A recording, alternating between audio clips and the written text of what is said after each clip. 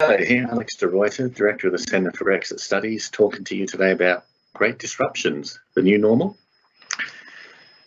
Disruptions, then.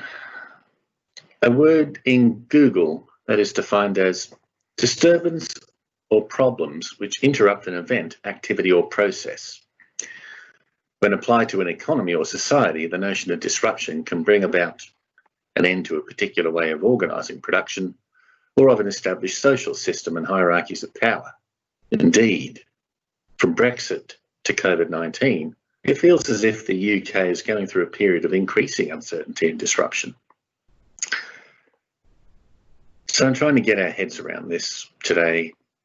I want to try and sort of talk through, what kind of causes you get with disruptions, what kind of economic and political manifestations we have, and then sort of touch briefly on the consequences, if you think of the way we do things and what then does that mean going forward. But of course, the idea of great disruptions as impacting on economy and society has a long antecedent, dating back to the writings of, for example, the Reverend Thomas Malthus in the early 19th century, and most notably, of course, in the writings of Karl Marx. For these social observers, capitalism itself was an unstable, disruptive economic system prone to periodic crises, and a system that could only end in economic and social breakdown. Malthus was worried about overpopulation and starvation, whilst Marx predicted that capitalism would foster class conflict that inevitably would lead to its replacement with socialism. For Marx, capitalism had an inbuilt tendency to alienation and exploitation, with the reserve army of the unemployed serving to ameliorate the wage demands of labour. That capitalism survives such gloomy predictions, of course, is often attributed to two things. First, its innovative capacity to foster technological progress, which, for example, led to dramatically increased food production, defying the predictions of Malthus. Joseph Schumpeter argued that capitalism was characterised over time by a process of creative destruction as driving innovation. For Schumpeter, then, disruption was very much viewed in a positive sense. Moreover, though, and second, was the ability of the capitalist system to moderate its worst tendencies to inequality by a recognition of key capitalist stakeholders that reform of the system, and therefore some modicum of redistribution of wealth was needed in order to forestall the appeal of alternative economic models. This, of course, happened in response to the Great Depression and in the emergence of the welfare state mixed economy after the Second World War. However, as the experience of the Great Depression faded from contemporary experience and the world economy grew over the course of the latter 20th century, critical perspectives on the ability of capitalism to address economic and societal challenges shifted to its environmental impact during the 60s and 70s. Rachel Carson's Soylent Green, published in 1962, was a key text in this regard, with Carson's seminal work exposing the impact of the untrammelled use of DDT pesticide on the natural environment and the complicity of governments in appeasing powerful corporate interests thereof. Such a shift in thinking was accompanied by the notion that rather than being divorced from the natural world, human society remained part of a wider ecosystem and could remain vulnerable to environmental shocks, whether human-generated or exogenous. These increasing environmental concerns were also reflected in popular culture, with the film Soylent Green, for example, released in 1973, depicting a world in 2022 devastated by overpopulation, pollution, and climate change. Humankind was not so much master of nature as a denizen living in an ornate house built on sand. However, the mainstream of economic thinking in capitalist economies became wedded to a renewed liberalisation of markets in the 1970s and retreat of the state from direct economic management. A so-called neoliberal approach to economic policy that came to dominate to varying degrees in mature industrialised economies in the 1980s reached its turbocharged globalisation phase in the 90s, with the collapse of the Soviet Union and the Chinese embrace of a market economy. So for critics of capitalism, then, the principal alternative economic system, communism, having collapsed, presented a crisis of confidence in the ability to mount arguments in favour of the state, and promote redistributive policies accordingly. Economies transitioning from communism and developing economies alike rush to embrace the liberal market model of capitalism. So during the current period of globalisation over the last 25 years or so, concerns around the distributional and environmental impacts of capitalism were largely marginalised, as even left-wing social democratic parties embraced market-oriented policies. This was despite a rising awareness of global environmental menace in the form of climate change and rising inequality, as depicted by a decline in the wage share of national incomes in mature economies and a rise in the Gini coefficients for industrialised economies thereof. It was only the advent of the global financial crisis in 2008 that prompted a renewed desire for the state to rescue the capitalist system from its own shortcomings. However, once the financial system had been stabilised, the world largely returned to a market-oriented approach to economic management. In the UK, of course, this was characterised by the austerity of the last 10 years and cutting back public spending. So to me, it's this recent experience that suggests caution in somehow interpreting the current COVID-19 induced global economic crisis, with a record 20% fall in output recorded for the UK, for example, as somehow necessitating that the current drastic measures being used to keep national economies afloat will lead to a more fundamental overhauling of capitalism for the better. The global financial crisis and its aftermath, after all, did not lead to a resurgence in the popularity of left-wing ideas, but rather the growth of identity-based politics, which has seen right-wing political parties become entrenched across much of the world. Even now, state intervention to support individuals and businesses is only being seen in many quarters as due to exceptional circumstances, as governments with deficit fetishism seek to rein in public spending and snap back, to use a phrase coined by Scott Morrison, the Australian Prime Minister.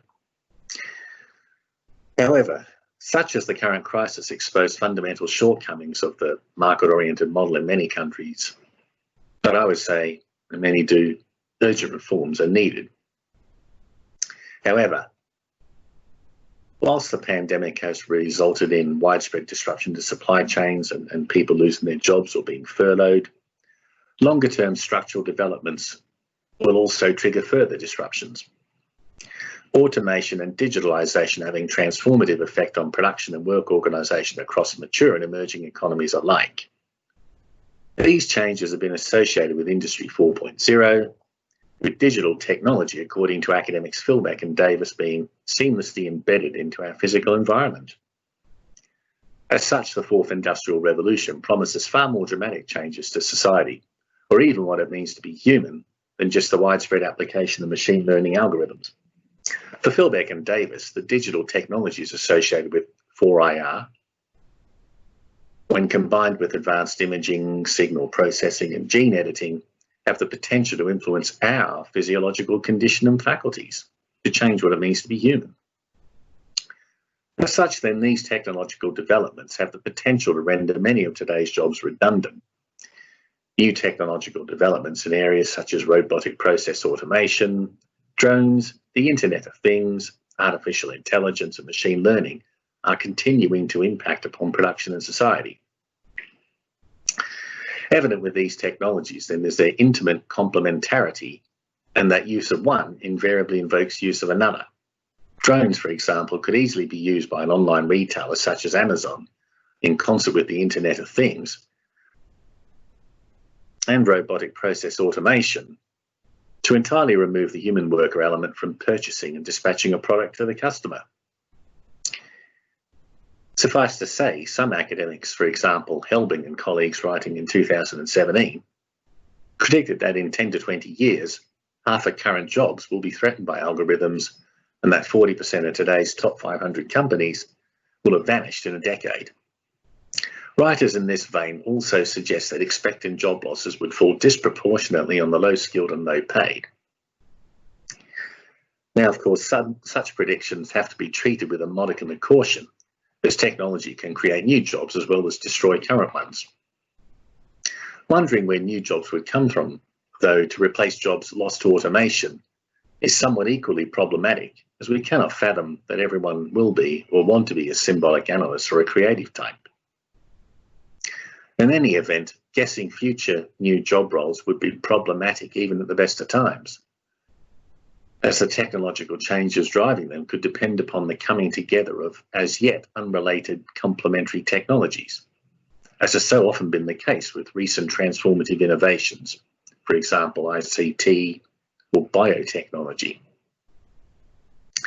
Suffice to say, these changes will impact on our work and leisure time, and indeed the design of our living and working spaces. The literature on smart cities, for example, that of, say, the Manchester Digital Development Agency, tells of how a full rollout of digital technologies in our urban spaces will enable people to have all the information they need to make informed choices about their lifestyle, work and travel options. However, this presupposes that there is the necessary citizen engagement, physical infrastructure and social capital to begin with, all elements essentially associated with more affluent areas where a concentration of knowledge workers already exists, namely city centres, university precincts and well-to-do commuter towns and villages. As the work of academics such as Philip McCann and Andreas Rodriguez Pose on the geographies of disruption has demonstrated, the spatial nature of such endowments does matter. The Brexit vote, for example, was disproportionately concentrated in rural and coastal communities, hollowed out manufacturing towns and peri-urban areas with high levels of multiple deprivation, be it in terms of education or income or health. These locales are a long way removed from the smart city ideal. So moving on to policy responses then, in the final part of this talk, I want to focus on some particular policy areas, namely devolution, digital connectivity, skills and training, and the need for a universal basic income. The increasingly precarious lived experience for many thus suggests a real need for government to reconnect with communities. In my view, this is best done by meaningful devolution of powers and resources to a regional or local level. Scotland, for example, has a devolved administration in the form of the Scottish Government, which has a clearly defined role and is democratically accountable to the public, as evidenced by steadily increasing voter turnout at Scottish elections since 2003. In contrast, subnational governance arrangements in England, excepting London, have been fragmented and prone to the vagaries of policy changes over the past 10 years. This has seen the abolition of regional development agencies, the creation of local enterprise partnerships, combined authorities, various enterprise zones, and the emergence of the Northern Powerhouse and Midlands Engine brands. Unlike the Scottish Parliament, these opaque entities have struggled to secure legitimacy in the eyes of a sceptical public struggling to understand their functions and perceiving them in terms of being unelected and hence unaccountable. Indeed, as governance has become more complex with the emergence of home nation, regional and supranational units, the sense of community and connection with government has become more difficult for many to coalesce around. There is thus a real need, or thus a real case to be made for the creation of regional assemblies in England with a similar range of powers and revenue-raising abilities to the Scottish and Welsh parliaments. If we consider digital access as a right, the current COVID-19 pandemic has demonstrated that digital connectivity is vital. Those that have ready access to the internet in their homes have seen less severe disruption to their lives as they have been able to work, learn and shop from home without having to take undue risks to their health. However, as Sir Tim Berners-Lee, inventor of the World Wide Web, writing in The Guardian recently noted, almost half of the world's population lack internet access. Women, particularly in developing countries, fare worse, with men 21% more likely to have online access. This increases to 52% in the world's least developed countries, whilst here in the UK, some 60,000 children lack internet access at home, and many more have been prevented from learning online with school closures due to what Berners-Lee calls device poverty. Hence, there is real merit to providing every household with free broadband and ensuring children have ready access in the home to devices suitable for online learning. The likelihood that we will continue to work and Learn, with a number of universities such as Cambridge saying that they will only deliver lectures online this year for the foreseeable future, reinforces this imperative. If we consider skills and training needs, the prospect of further economic or societal disruptions necessitates that we have a skilled, adaptable workforce. Some 8 million workers currently furloughed, there is a real risk that many of these workers may face unemployment once government support, as is currently scheduled to do in October this year. We would argue that these workers should be given the opportunity to undertake training to broaden their skills base or reposition them to cater to emerging sectors in the economy, particularly those associated with green technologies. The current pandemic also makes imperative the ability to ensure that we have sufficient skills to manufacture items of key importance, such as medical and diagnostic equipment, rather than having to import them from countries such as China. Finally, I want to talk about a basic income as a right. The COVID-19 crisis has shone a cruel light on the nature of the benefit system and the arbitrary precariousness facing millions of workers unemployed or furloughed during the pandemic. With the self-employed in particular, not being able to work has restricted access to state income support.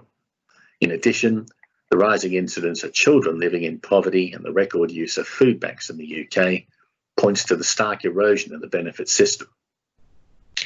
And this has put a severe strain on ordinary families, with single-parent households particularly vulnerable. Thus, we argue for a basic income that can be paid to everyone, regardless of personal circumstance, so as to ensure that everybody has access to a basic, decent standard of living and doesn't have to face arbitrary precarity when the economy takes a downturn. Now, you can visit our website at www.bcu.ac.uk/centre/for/Brexit/studies to read the full report. But in essence, we say that a comprehensive basic income is affordable if we are prepared to tax the wealthy more, and in particular, more effectively tax assets such as land. So I hope you found this broadcast interesting and provocative. Please do send us any questions or feedback. Thanks for your time.